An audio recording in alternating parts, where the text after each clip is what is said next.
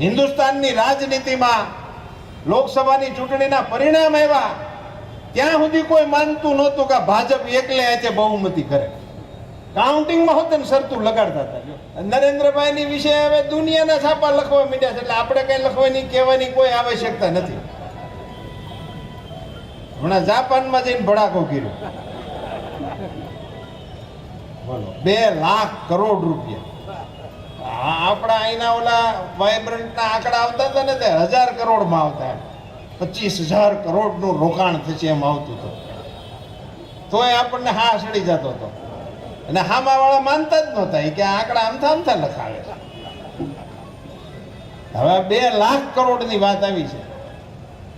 એ નોટોમાં તો આપણી સમજણ ઓછી પડે છે. સારું છે નરેન્દ્રભાઈ જ ગયા છે અહીંયા. હવે આ ભૂમિકાએ જે માણસ કામ કરી રહ્યા હોય એના થકી ખાલી પડેલી જગ્યાની ચૂંટણી હોય અને એવે વખતે જો આપણે દિલ દગડાઈ કરીએ તો મારી દૃષ્ટિએ આપણી નિષ્ઠા આપણને કોઈ દિવસ માફ ન કરે એ પ્રકારે આ ચૂંટણી લડવાનું સૌ કામ કરે. સુરેશભાઈ તો નિમિત્ત છે. પાર્ટીએ એમને પસંદ કર્યા. એક ટિકિટ આપવાની હોય છે, એટલે ટિકિટ વખતે તો આ બહુ અઘરું હોય છે, પણ એમને એમના ઓળખ તરીકે પરિચય આપતા હતા. હું યુવા મોરચામાં હતો, મેઇન સ્ટ્રીમમાં હતો, વિધાનસભાના ઇન્ચાર્જમાં હતો, અને એટલું બધું હતા પછી અત્યારે હતા એ ખૂબ અગત્યની વાત કહેવાય. લાંબો પટ્ટો આવે ને તો વચમાં ખડી જાય. હળંગ ઉભા હોય ને એક પ્રકારની ઓલી ગણાય એમ.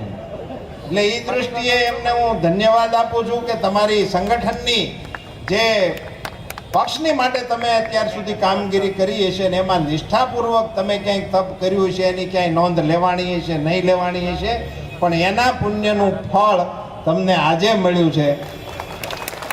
અને કાર્યકર્તા જ્યારે આપણો ચૂંટણીમાં ઉતરે ને મિત્રો, ત્યારે નેતા અને કાર્યકર્તા સામે બેઠેલા ને બધાને મારે દિલથી અપીલ કરવી છે મિત્રો કે નેતા ચૂંટણી લડતા હોય ને ત્યારે આપણે એને મોઢું દેખાડવા હાટું થઈને મોર ચડતા હોય છે,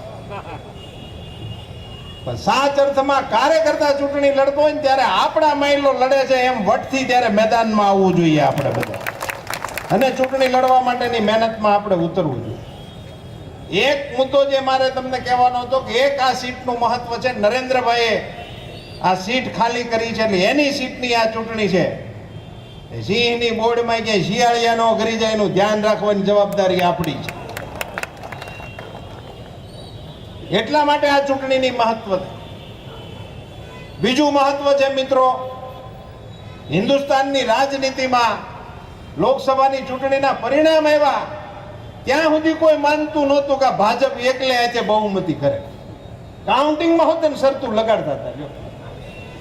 મારે 3-4 જુગારી ભાઈબંધો છે, એમણે મને વાત કરી. ચાલુમાં કાઉન્ટિંગમાં ટપોટપ બેઠા પડતા હતા તોય મેલતા નહોતા. એટલે કોઈ માનતું જ નહોતું કે આ પ્રકારનું પરિવર્તન દેશમાં આવી શકે.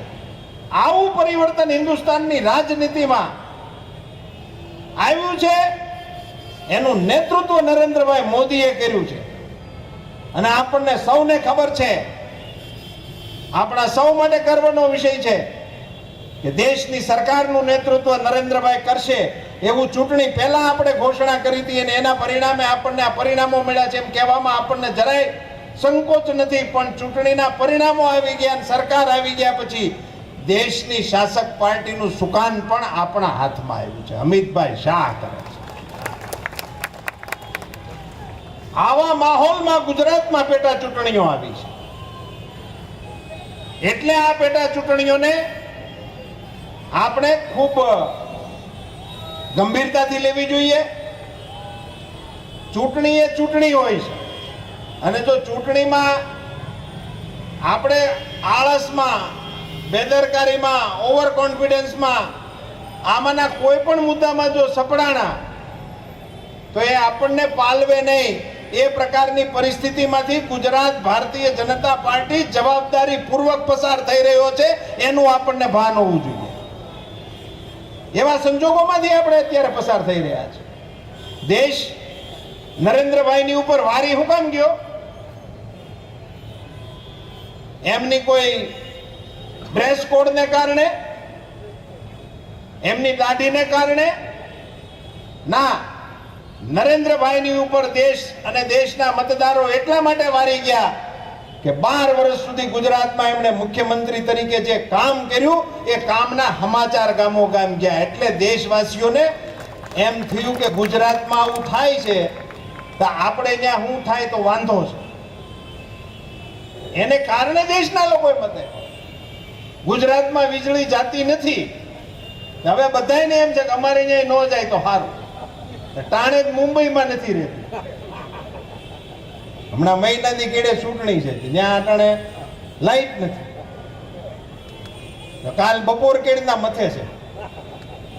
વીજળી ક્યાં ગઈ છે ખબર નથી. અને એના મુખ્યમંત્રીએ નિવેદન હોતન કરી દીધું કે નરેન્દ્રભાઈ મોદી દેતા નથી વીજળી. નરેન્દ્રભાઈ જાપાન બેઠા છે, હા વીજળી થઈ રહી છે. નરેન્દ્રભાઈને 60 દી થયા છે. અને તમે અને તમારી સરકાર કેન્દ્રમાં હતી ત્યારે તમે વ્યવસ્થા શું એવી રીતે કરીને ગયા કે તમારે 60માં દીએ હુકાઈ ગયું?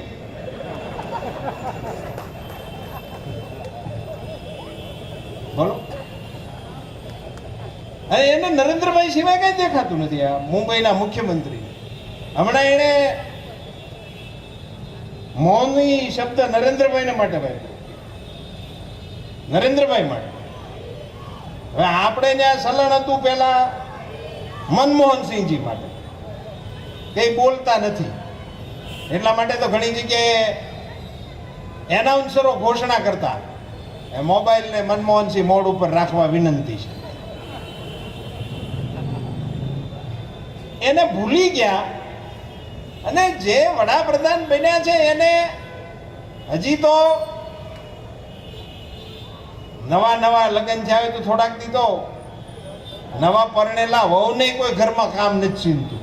એના પગ થોડાક દી રાતા કહેવાય એવું કહેવામાં આવે. એને ગમે એવી કડક ખાવું હોય તો ધકે નહીં.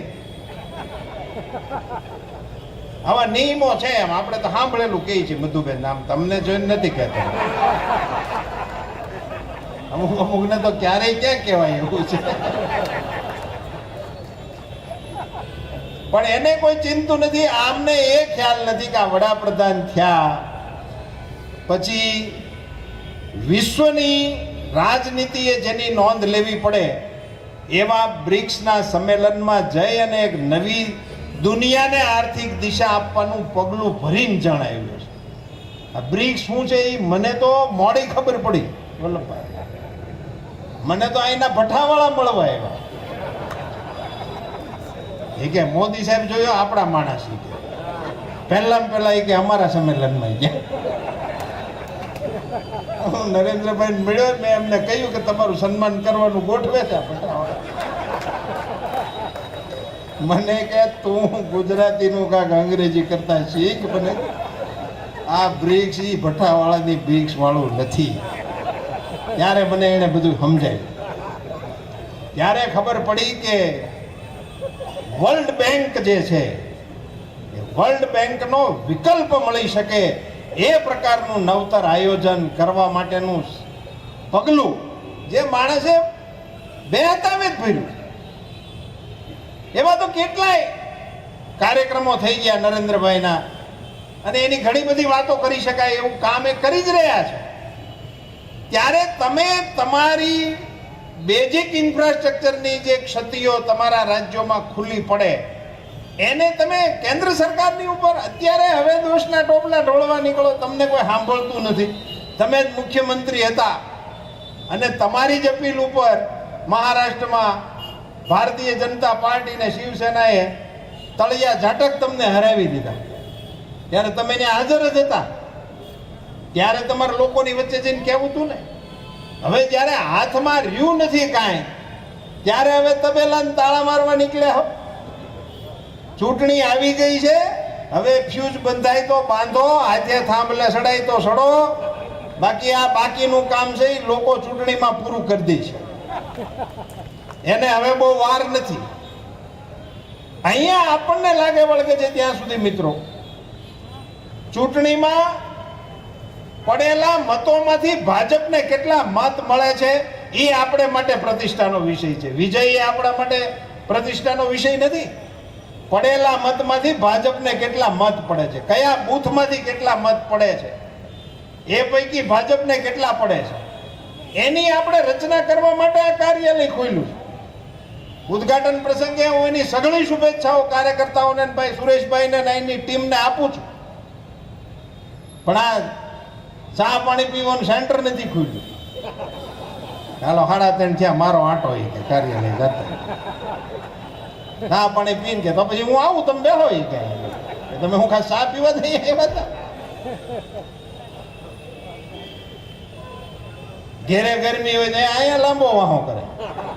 ગાટલા નથી મગાવ્યા, ઓડિટ કાઢે આપણે. આપણે કે ગાટલા રહી ગયા છે તો આપણને ઠપકો આપે એવું લાગે.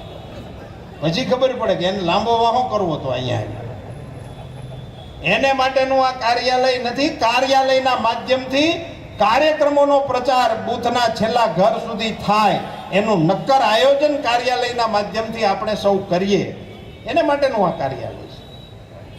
કાર્યાલય એ ધરી હોય છે. આપણે કામનું વિભાજન કરીએ, નક્કર આયોજન કરીએ, કયા મતો કોણ લખાવશે એનું આજથી પ્લાનિંગ કરીએ. સભાઓ ને એ બાકીનું બધું એ મુખ્ય નેતાઓનું કામ છે એ કરશે. પણ કાર્યકર્તા તરીકે આપણે એક એક મતનું આયોજન કરીને મતો બૂથ સુધી લઈ જવા માટેનું નક્કર પ્લાનિંગ કરીએ.